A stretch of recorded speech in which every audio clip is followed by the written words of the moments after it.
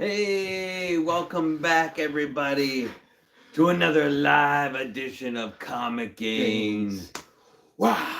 And if you're new to the show, I'm Adam. I'm Zach, and this is the Princess of Royal Heights, looking very lovely today, just like usual. Doing that princess way, you do it too. Battle reset, of course, there's the Cocoa Dot. Yeah. There we go. All right, guys. Today is Wednesday, and it is an exciting, super exciting Wednesday. We got brand new comic book day, and it is a big one. There's a ton of new stuff that came out this week. Princess said we almost hit the $80 mark on brand new comics this week, so that's kind of a lot to spend every week on comics. That's a lot of money. Getting your reading material, which is funny because we also have like Marvel Unlimited too, but which then you get them like for free, but it's not free. You have to pay for it, and you have to wait a couple. But months. You have to wait like a month. It's like over a month. Well, I think it's a month. Well, you have it. Yeah, I hardly ever read anything new on there just because I don't like waiting for it. But we got new comic book day to go over with you guys, and the long-awaited Ultimate X-Men. Sorry, I almost said X-Men Unlimited. Ultimate X-Men by Peach Momoko came out today, and we all pre-read it, so we will give there will be spoilers in our review, but I don't think there's a lot to spoil. I mean, it is if you're planning on reading it, but we'll tell you what we think of it. And Zach has a couple of extra cool things that came back from Emerald City Comic. We don't want to overwhelm you guys on the Monday show with stuff, but Zach has a really fun story to tell you about how he came across a couple of sketches from some unlikely artists. Yeah. Who I might need help remembering what their names are. I do. I remember them. Yeah, I remember. I know what. You have to stay to the end to hear about this awesome story. It's pretty cool. But before we get into all of our fun stories and tidbits, we got to get our drink on. So this is the strangest drink I have ever heard of as a tea. Because this is space tea. This isn't planetary tea. This is space tea. It's the world's first mushroom tea. Does it say world's first mushroom tea? The world's first mushroom tea plus lemonade. So it's like an Arnold Palmer that's been sitting out in the sun too long, growing some fungi. Let's see. Brewed with reishi and lion's mane. Yeah, those are So apparently they're energy mushrooms. Oh. So show them the can. Do they get you high? No, I don't think so.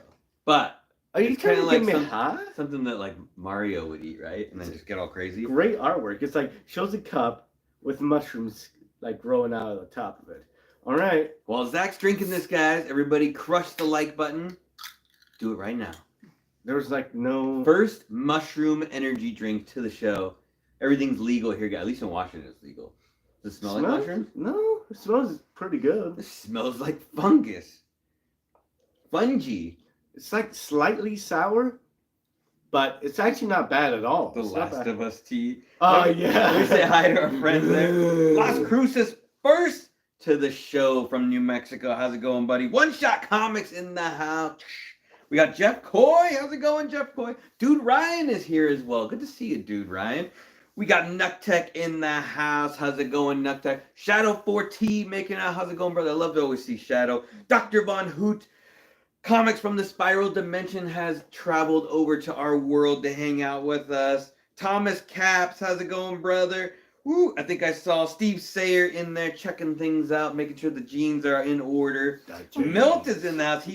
I wish I only spent $80. Milt says on. I wonder what you're getting on new comics. Some crazy. His shop is able to hook him up with some of those ratios. Our shop's just starting to let us look at the ratios behind the counter a little bit, but the prices are always high on that. Yeah. Supposed to be buy them right off the bat. Like if you wait a couple months, like that 1 in 50 could be like $20, but when you buy it right the day of, you're gonna be spending. You kind of have to pay the $50. And Paul Stager in the house. How's it going, brother? Princess got to see Paul at ECC. Zach and I missed him though, unfortunately. I know I was hurt a little bit. And Flacco is back to the game. I heard it was on hiatus for a little bit. Good to see you again, Flacco. Woo! All right, guys. Crazy. We got some good stuff. So let's kick it off right into New Comic Day. Maybe Princess can hand me the stack, or grab the stack. The stack. Give me the stack. The stack. All right. Rick. Ooh, all right. We got the stack is ready. Okay. But yeah, I'll show you guys the side view of the stack. It's a good mixture, a little bit of everything. A little bit of everything this week. Maybe some stuff we didn't need, but a little bit of everything. We've got Century issue number 4, and I am still behind. I somehow didn't get issue number 2, and I have 1, 3, and 4. So I'm trying to get 2 before I jump into 3 and 4. But I was really intrigued by the opening story. You can see on the cover there, it's got like, Century died, so his powers got dispersed amongst all these other people, and you can see that basically they kind of turned this into like a Highlander story, which I love Highlander, so seems like they're killing each other. When they do that, like they absorb the power of the other guy who got the Century, and I thought it was cool. We're seeing some fun stuff. I kind of makes sense, like the real Century might come back at the end. But you never know. I mean, I always like Bob. He's a good character. Woo! Steve got Batman 145, First Night number 1, and Rivals. It's probably Void Rivals. Void Rivals. There you go. It did some autocorrect. Superman 78, Metal Curtain. Metal Curtain 5. Maybe Metal Curtain. Oh, I think I missed out on a couple of books. I tried to get that Batman First Night. I maybe didn't get that one. We'll have to see how it goes. Sometimes the DC books just don't come when you want them to come. We've got Birds of Prey issue number 7. That's cool. And Princess has been getting these because of the covers, and by now she probably has enough that she could read them. I think they've almost been getting them in order, but who's that on the cover there, Zach? Big Barda. Big Barda. Getting a tattoo from Harley Quinn. Not only have the covers been good on this book, but I have heard from many people that the story is equally as good.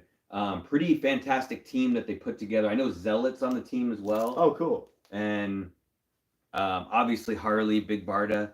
I think it's Black Canary on the team too. She might be on this team. Mm-hmm.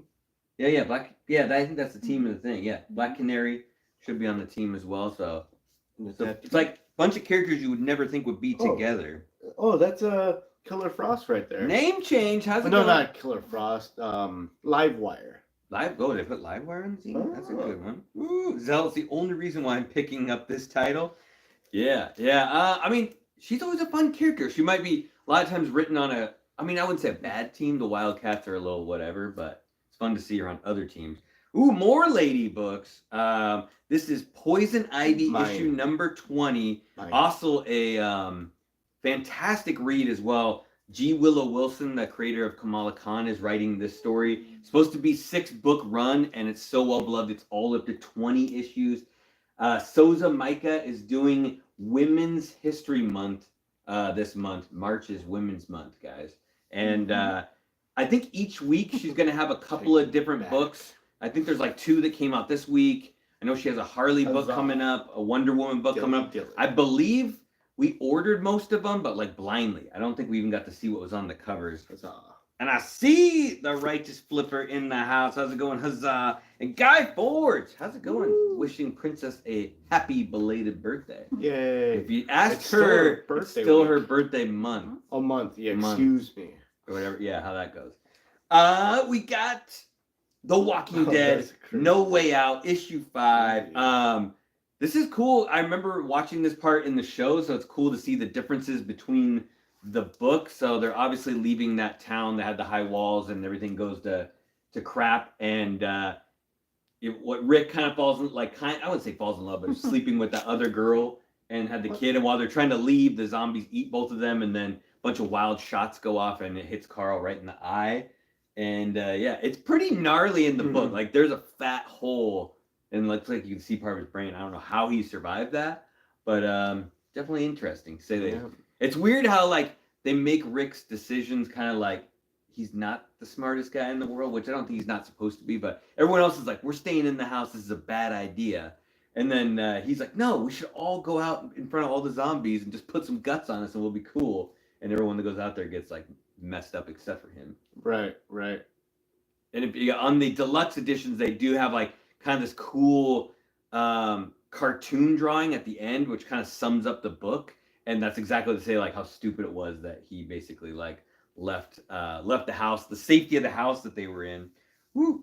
Oh, Johnny Robinson in the house. How's it going? How's it going, Johnny?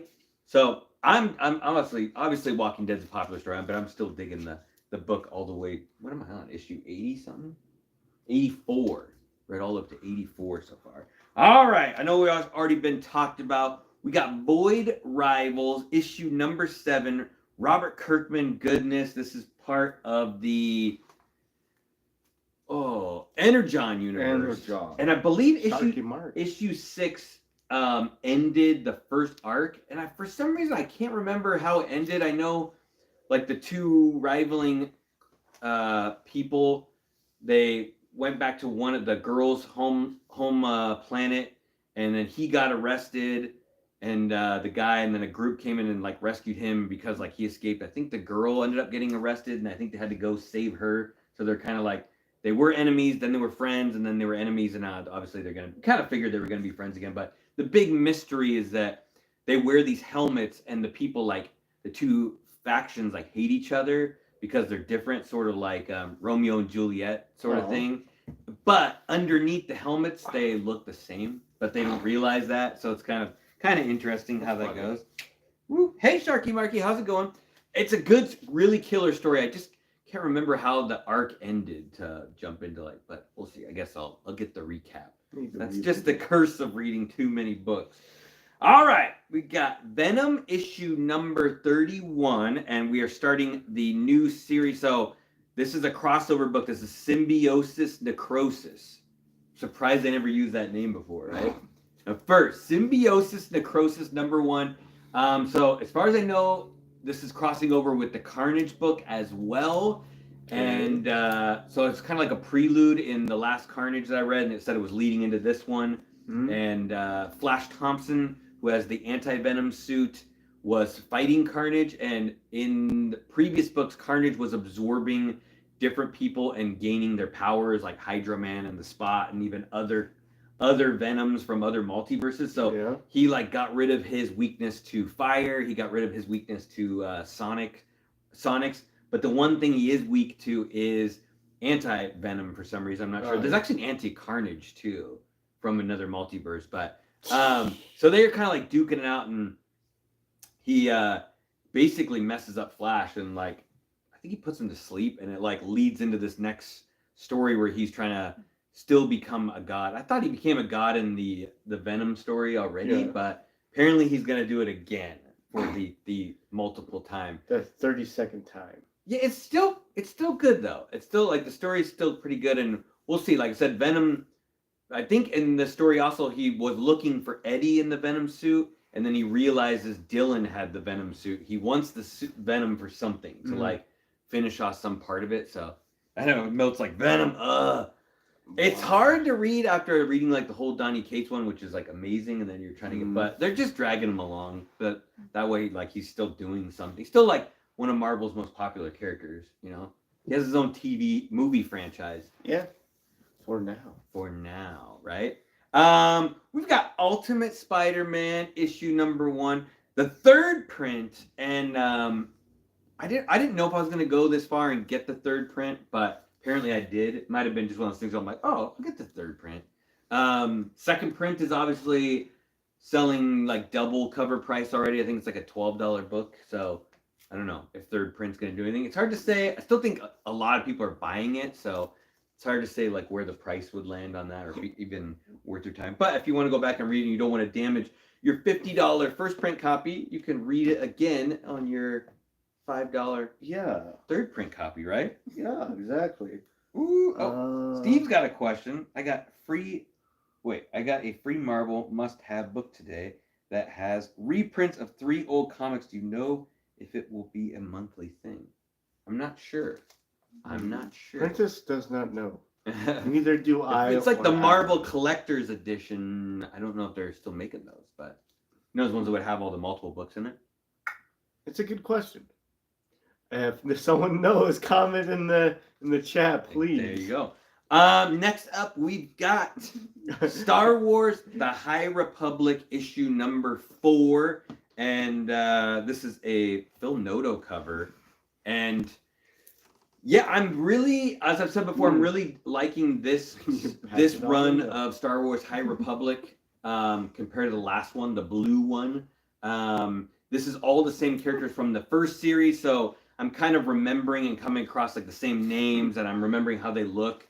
And it's it was really climactic at the end of the first series when the Starlight Base blows up, and supposedly a whole bunch of the Jedis you knew all got killed. Now in this one, they're kind of slowly finding them all. So it's like they really didn't die. Although that guy, Buckets of Blood, which was a crazy name for a Jedi, he supposedly died. So, but the name suits. Buckets of Blood. Yeah, that was like his Jedi name. That was a cool name. Call him Buckets of Blood. Why?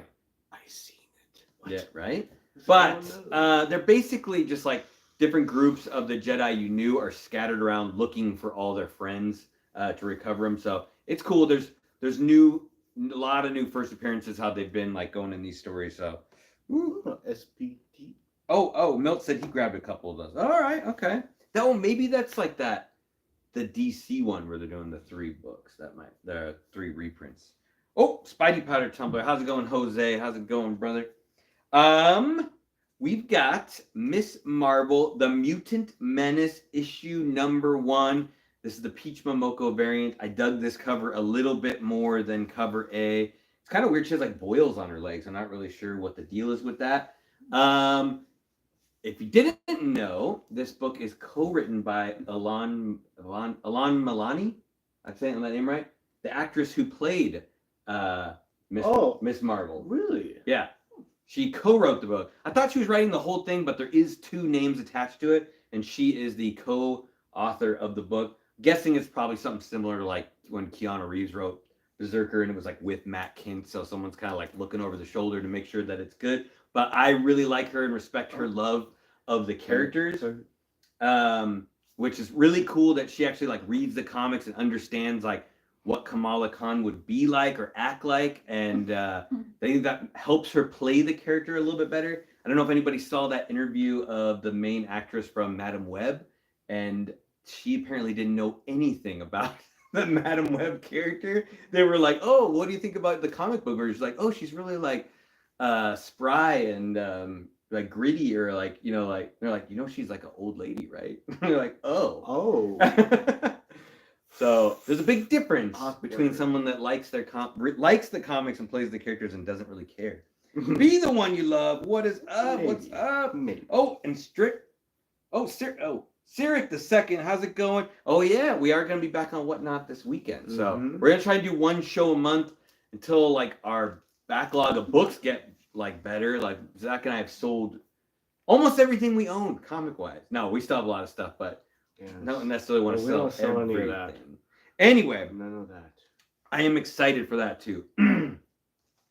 Dakota Johnson. Thank you, Sharky. Johnson. Yeah, she apparently knew nothing about the character she was playing, so I find that a lot cooler that Kamala Khan's actress, God, I had her name down in my head. Ilan Milani, right? Something like that? Yeah. Sounds right. Zach would have to look it up. Next up, we got Spectacular Spider-Man issue number 1. Greg Weisman and one of my favorites, Humberto Ramos, doing this one. So I believe this is just going to be like a sweet crossover between Miles and Peter, which I think is always a good thing. They did those 2 books back in the day, Spider-Men, which was like a 5-issue series, and then they had a part 2, which was another 5-issue series where the 2 of them just hung out and like did some stuff together. And what was part 2 called? Spider-Men? Yeah, that could be that.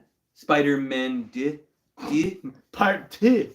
But they're just, I like them together. They're fun. Actually, the end of the last gang war was kind of fun because you get to see like Miles, Peter, and Spider-Boy all together, and it's funny to see the interaction between Miles and Spider-Boy because he's kind of like, I'm the big brother, you're the little brother kind of thing when they're like fighting guys together. So it's always a fun fun to see them together.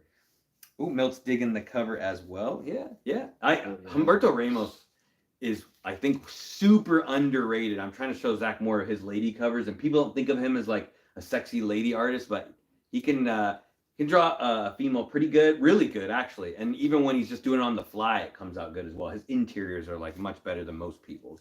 A lot better than John Romita Jr.'s. Nice virgin. Right? Wolverado, how's it going? 2.5 Spider-Man. That's what they should call it. That's perfect. 2.5 Spider-Man. Yeah, that's basically what it is. Charlie Sheen plays He could come back. Spider-Man. Yeah, it's really fun. I love Spider-Boy. I don't know. I don't hear anybody saying that. He's such a great character with all of them together. It's exciting. Yeah, the Pop-Tarts are cool. Speaking of, we got Sensational She-Hulk issue number 6. And as you guys know, Jen Bartel does all the cover A's for these, so I kind of bounce back and forth. The first series, the regular She-Hulk, I got all Jen Bartel covers, and sometimes they kind of wear on you because they start to look the same. Yeah. But this one's better with the spacesuit on there. And I remember correctly, they went to like a nightclub with two of her best friends, so like Hellcat, Patsy Walker, and Carol Danvers, and they were just trying to have a good time. And then this dimension opened up in the club, and all these demons came through, and they like fought the demons. And they I don't think they necessarily needed help beating them, but a shirtless Damien Hellstrom showed up to send them all back to hell. And so it's kind of a fun story, you know. And yeah, and then obviously, like I said, she's still dating Jack of Hearts, so it's kind of dealing with this like it's like she kind of came home, was like, hey, we should like do something. Then he gets invited out to the club, but then he also doesn't want other people to know in the Avengers that he's back yet, because before he was like this radioactive guy that like he could have blow up at any time and kill all these people. And like Tony Stark made him wear that suit or whatever that would like absorb it, and then eventually he died. And nobody actually knows why he's back too. That's other kind of like a mystery, like how he came back to life. But he's putting it to She-Hulk, you know, in his spare time. So, and that's why I don't invest in death issues. It looks like a Jetson cover. Yeah, always come back. It does look like a Jetson cover. I do like this one for her, and especially the background looks really good. Baki in the house. How's it going, Baki? How you doing, man? All right, we got some fun books coming up. We've got What If Aliens #1, and for some reason we got a nice peach background. Thank you, Princess, for the peach background. But I picked up a lot of peach variants. You kind of went in waves where before a couple years ago I was getting a bunch of them, and then now I'm like, nah, I don't want too many like peach books, and now I'm getting more peach books. So this is What If Aliens #1, and there was a sweet Scotty Young cover that came out for this as well. Definitely grabbed that one. And if you guys didn't see the synopsis on this book, it is basically what would happen if Paul Reiser's character, who was not, I wouldn't say the villain, but not a good guy in the Aliens 2 movie, the one that was like tricking everybody, was going to take one of the aliens back to Earth and like ingestate or impregnate, whatever they call that, one of the girls, and what would happen if he was successful bringing the aliens back to Earth. So it's this crazy like what if story. Surprise, surprise, Paul Reiser's actually writing the story along with a bunch of other people. So the actor from the movie is writing the story. Yeah. Jack, do you know who Paul Reiser is? No, I don't know who that is. You don't know. Anyway, I'm sure I'd recognize the face, but you would. It's cool. I used to watch that show Mad About You back in the day, like way long time ago. Scotty. Alfred, how's it going? Yes, I think it is a cool Scotty. It's chasing. That's the character that they're chasing in the front. Remember, he had that big like orange vest on, and he was kind of like sort of wussy throughout the thing. Oh yeah. Then he dies like swimming underwater, or no? He gets out of the water and then no, he locks them. They're trying to get through that door, and he locks them on the other side of the door. And then like the people, alien. Yeah, and then he turns around, the aliens like bit him in the face. No. Mad About You, yeah, Sharky Marky. It was a good show. I mean, that's back in the day when there was only like 7 channels and you had to watch what was ever on there. Helen Hunt, you know, Paul Reiser. I can't remember his character's name. Oh, he was definitely the bad guy. Yeah, you're right, straight. Yeah, I was trying to think. I got him confused with the general guy for a sec. The guy that was kind of a wuss and then, like, you know, sacrificed himself. But no, yeah, Paul Reiser was definitely the bad guy the whole time. And then if you watch the one with the deleted scenes, you get a lot more crap behind it. Oh no, that's a different movie. I got it mixed up. Yeah. That was pretty funny though. Different movie, Zach. Different movie. Jimmy G in the house. How's it going? Impregnate. I didn't happen to. Yep. Ingestate, impregnate. Yeah, I think it's whatever they do. Symbiotic relationship. Live inside you and then chest burster out of you. I love the Aliens franchise. They're all good. I mean, as bad as Alien 3 is, it's still watchable. You know? I actually enjoyed it. Aliens 3? It's not bad. And a lot of people hate the fourth one, and I love the fourth one. Oh, yeah. I like the fourth one. Yeah, the fourth one's cool. With the alien, not alien, but the AI chick, or yeah. Well, not AI, Android. Yeah. Android. I like the Android chick. All right, last but not least, woo! You all came here to see. I don't know if y'all probably came here to see the princess, but we all read Ultimate X-Men #1. And we read it. Even the princess read it, so maybe she'll give you her Come on, 1 out of 5. Aliens 4 is trash. Hey, Ron Perlman was in that movie, so it's automatically good by default. If he's in it, it's automatically good. It's good. It's good. I enjoyed it. Watched it many times. Bionic arm Kong. Yeah, we're gonna make Kong better. We're gonna give him a robot arm. That was so bad. Okay, and then Godzilla becomes a Super Saiyan ×2 or some crap like that. He's like glowing and stuff. That might have been the Mecha Godzilla, but I don't know. No, let's not get into that too deep. I don't really even like. The movie hasn't even came out yet. Yeah, right? I know. Yeah, it's gonna be interesting. But anyway, we've got Ultimate X-Men #1, and I've been talking a lot. Let's have Zach give you his synopsis of the book. So first of all, like background with where does Ultimate X-Men fall in line with the other books? What's been out so far? Just in case we have any people that didn't know about it. So the Ultimate X-Men, Spider-Man, all that stuff, and it's in a world where the Maker has created everything and pretty much made an evil group to control the world.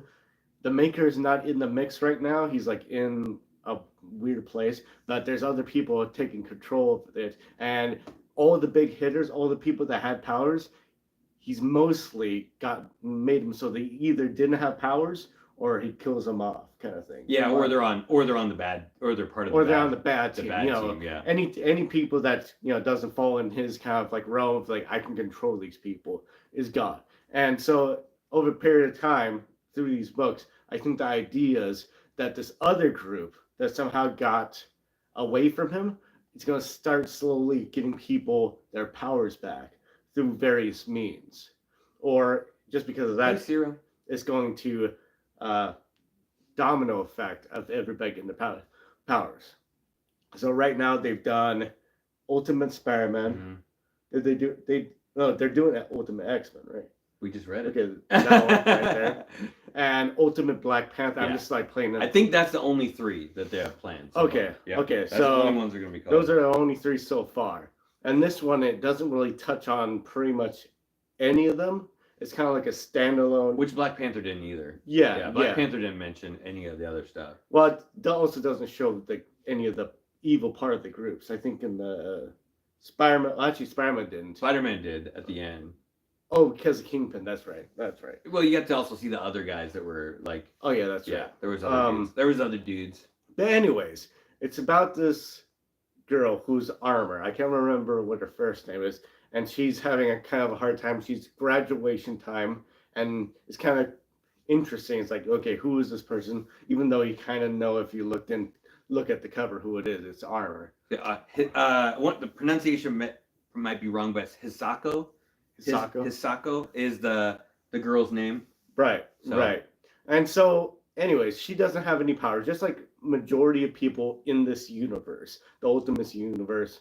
Mainly, most people that did have powers in the other universe don't have powers.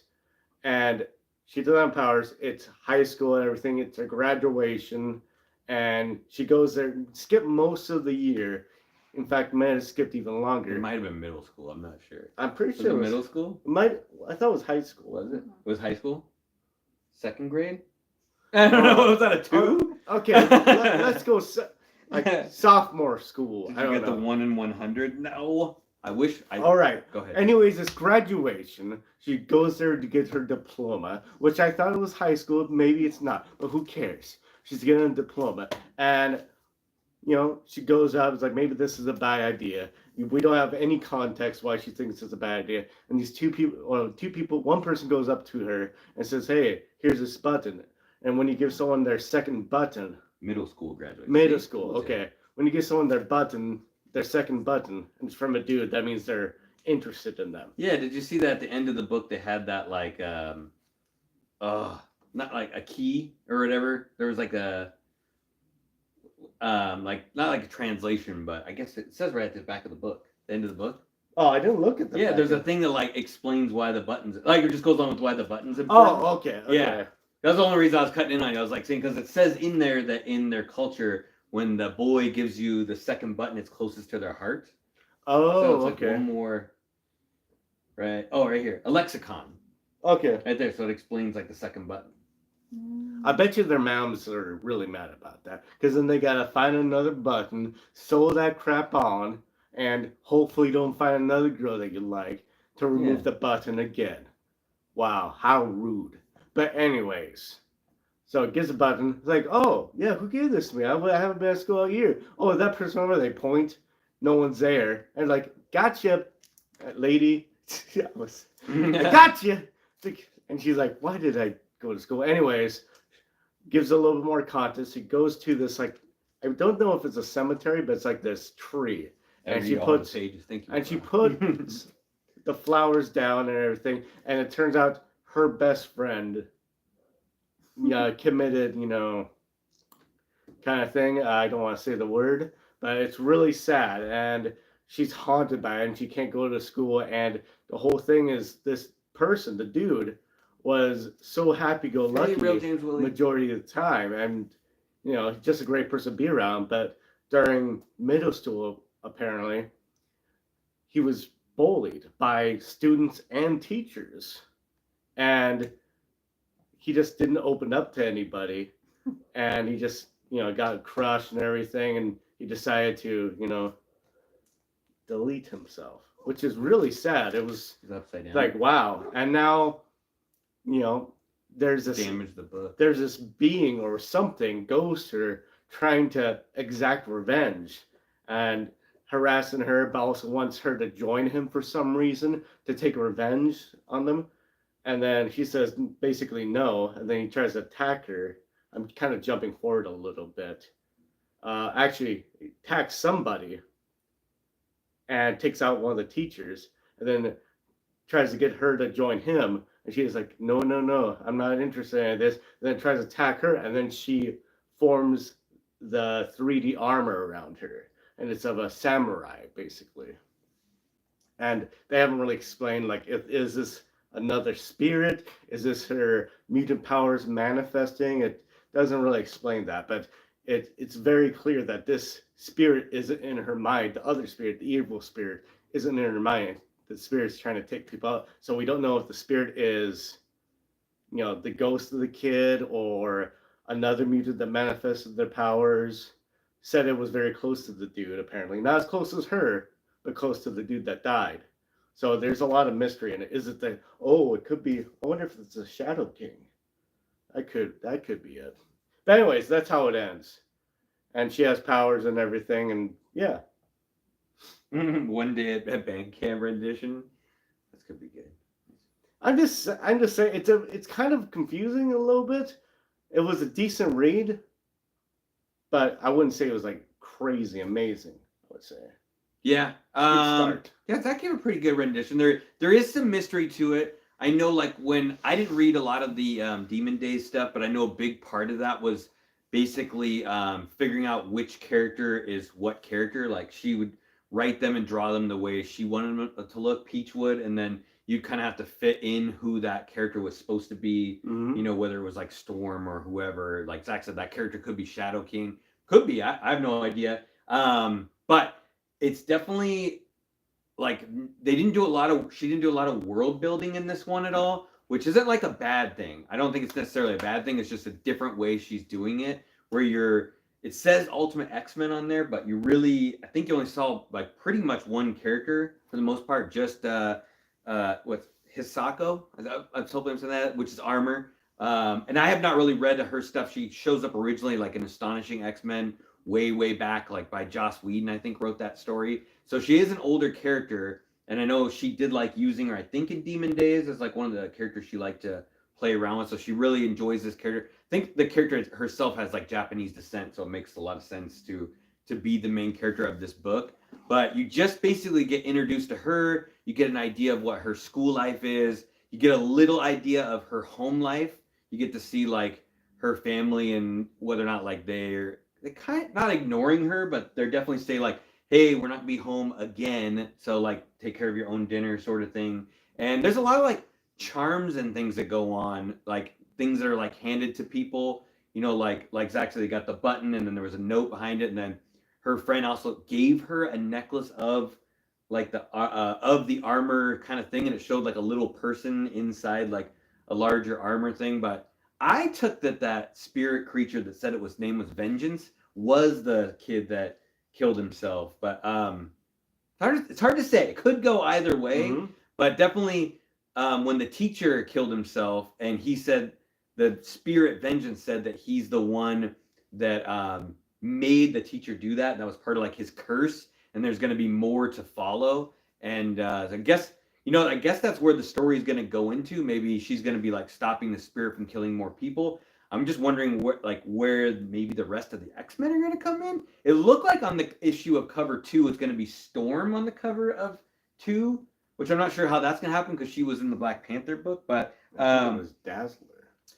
It felt very anime to me at the same time, which I'm not a big anime guy, so I don't know if Zach dug it a little bit more that way. But and a lot of artwork. It's cool. Yeah, the artwork's really good. You could tell she was trying to tell a lot of story through the pictures and less words. Which was also totally fine with me as well. It was a super fast read. And it does say on the inside cover that it's an adaptation, so there is someone that's translating Peach's words from Japanese to English. So it didn't feel like anything got lost in translation though. Like everything made sense to me. Nothing was like goofy at all. It's just I don't know if you ever read that story like I Kill Giants, that really popular comic book that came out with like some like mental health sort of stuff in it. It felt a lot like I Kill Giants for some reason to me. I don't know if I'm the only person that thinks that, but 13 Reasons Why vibes. Yeah, a little bit of that. So there's definitely some mental health kind of stuff, and don't watch the movie. Will we get a crossover from Spawn? Probably not. Don't watch the movie. But it'll be interesting to see if I'd like them to give these characters at least to like 10 to 20 issues before they cross them over with the other characters. But I'm also interested to see how they draw them back and forth. If like Black Panther crosses over in this book, like Peach will have to draw him so he'll look like kind of completely different from the other version. Yeah, she's a good job. There's a Black Panther there. Peach can definitely draw a lot of things. Just they'll clearly look. Milt says he's give it a 5 out of 10. That's a fair assessment. I still really like it and recommend it. But I think Princess was saying earlier to us that out of the 3 books, she likes this one the least, but doesn't mean it's bad. She was saying basically like Spider-Man and Black Panther are a little bit better. I just think in general it's always easy to read Spider-Man. That's why he's the most popular Marvel character, because we all identify with him the most. He makes the most sense. All his characters. Like if J. Jonah Jameson is there in the book, you're like, I know that guy. I've read him like a whole bunch of times. It's super easy to connect with him. Black Panther not as much, but they really like give you a good setting of everything. Like they're like, here's all the players all in one book. You got to see like everybody that's important, all in that. Like Shuri was there and Killmonger was there and maybe Storm, whoever that was, was there, and like his dad was there, and they got to see like everybody. Whereas this one was like literally like 2 characters for the most part that did any kind of talking. Yep. Yeah, it's pretty accurate. So it's not bad. It's just like I was thinking like they're just dipping their toe into this story, so we'll see where it goes. Woo! You have some old Black Cat covers by Momoka and Stormbreaker brand. Oh yeah, she did do some good Black Cat ones. But what do you give it, Zach? 3 out of 5. 3 out. Yeah.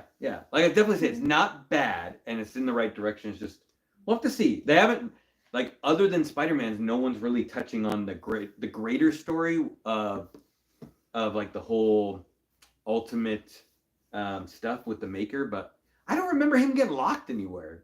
Must have missed that part. Maybe he did. Maybe the Council or Reed show up and locked him up at the end. I can't remember.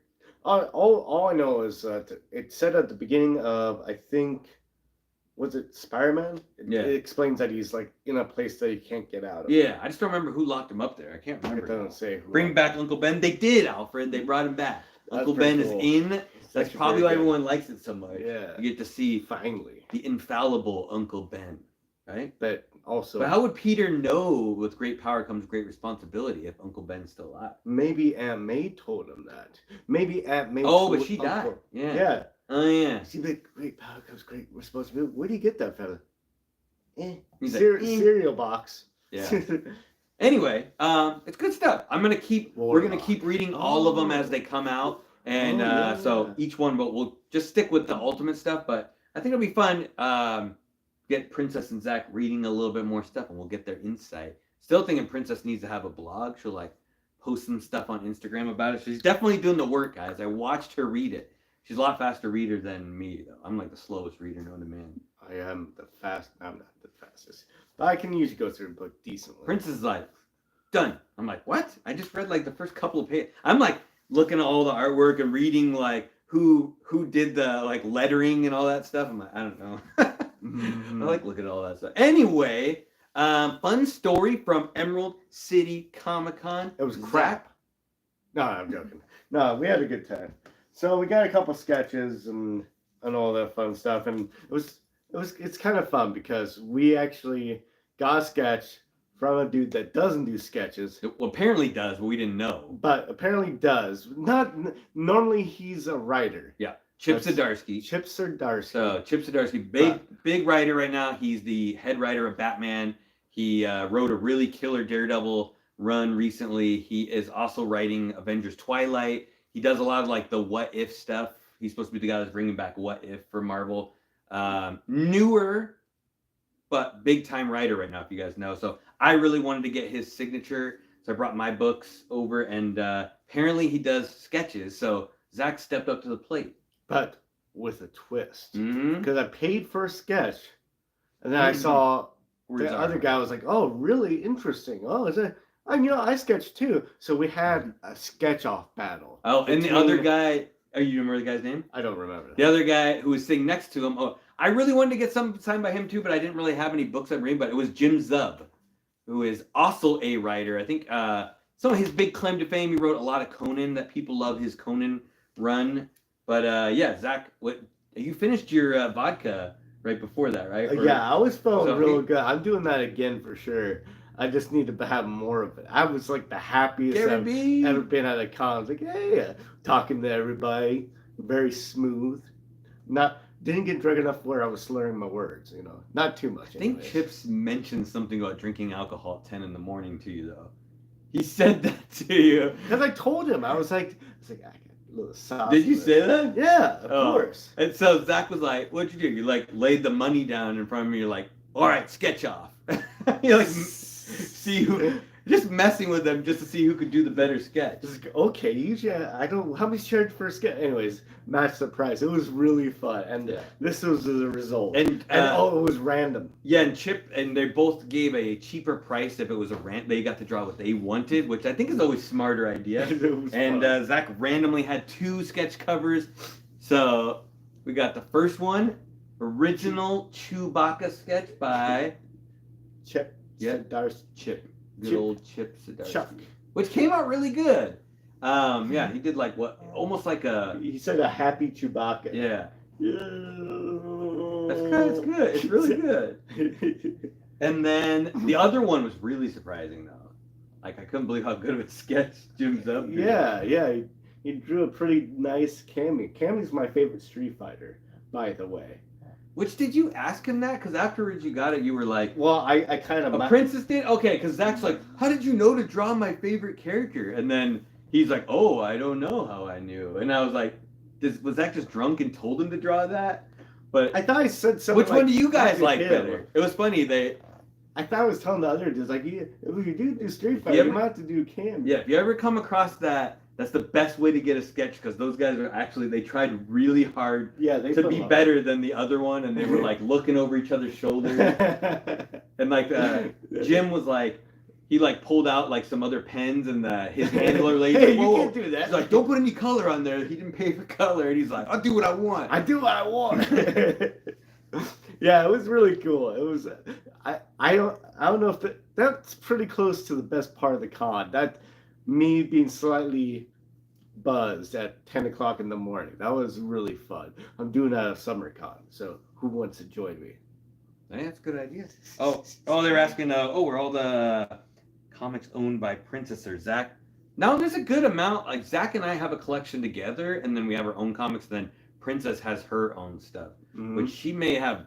Yeah, all that. She may have more than all of us, right? You have a lot though. Zach has a lot. I have a lot of slabs. Yeah, Zach has a lot of slabs. Ever since Whatnot, I have a lot less raw stuff. Yeah, that's true. Yeah, we have sold a lot. And then I won't get too much into it, but I got a Dan Parent. The one on, I guess, like number 9 is a prelim for the original. I think they should have used 10. What's a prelim? A prelim is a basic sketch of what the cover might look like. So they take the prelim, maybe they give someone a couple options. So that one wasn't used on the cover, but that one was used on the cover. I don't know what it's something like Archie something number 2. You said it was issue 2. And they both look great. Usually I don't go for prelims because usually it's really, really rough. Only time I ever go for prelims if that's the only example. Some people like Murat Michaels, he does a prelim and then he does everything, scans it, and then does all the inks and colors on the computer. So you only have the option for the prelim, but usually does a pretty good job. But anyways, the prelim is usually a lot rougher than that. That one was pretty clean. Yeah, it looks like Sabrina, right? Yeah, Sabrina the teenage. So Crystal Ball. Good stuff. Yeah, make sure Zach's really showed us a lot, like checking out like people's photo book, or their artwork books and stuff that Artist Alley, and you can find some cool stuff that people are willing to part with for a fair price. Mm-hmm. Some good, and like a lot of stuff you just keep in your heart or put it up on the wall or something like that. Right. Who doesn't love Sabrina? And also, here's a pro tip: if you go up to Artist Alley, sometimes they have books that they worked on that are really, really rare. Yeah, it is good. That is a good tip. Too much pro tip?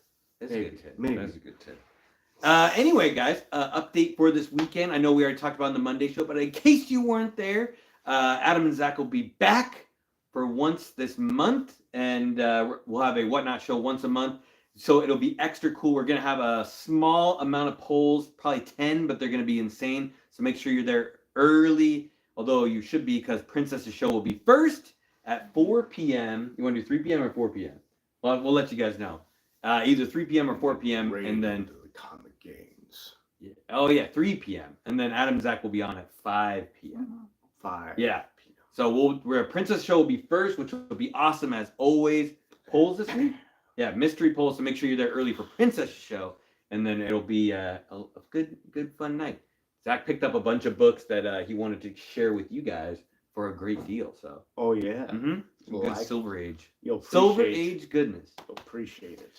I guarantee it. All right, guys. I think that wraps up the show for today. As always, do all the awesome YouTube stuff for us, guys. Leave a comment down below. Let us know if you guys read Ultimate X-Men. Let us know what you guys thought, because I know a lot of people have different perspectives on people's writing, and I could see a lot of people really liking this book, just because it's so different than anything I've read before. So definitely let us know there. Hit the subscribe button, hit the like button, all the awesome stuff there, and notification bell so you know when we're going live. Seems like it's working though. People know.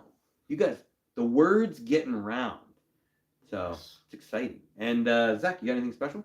You gotta share it. How you do that is you gotta go to the store and buy a big pack of cups. A big pack of cups. These special cups that you'll take home, cut it up, tape it to your legs, your torso, your chest, your arms, and maybe make a fun little hat. And that's how you become Red Solo Cup. Let's have a party. Let's fill it up. Let's go. Are you drinking your costume? No, you got a whole pack of Red Solo Cups. So you might as well make an armor and become Red Solo Cup in honor of Toby Keith.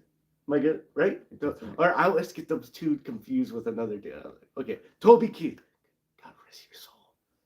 Let's have a party. Let's have it. All right, guys. Until we see you next time, stay safe and remember. Get those Red Solo Cup gains. Thanks, guys. Thanks, everybody. Later, everybody. Oh, yeah. Let's go.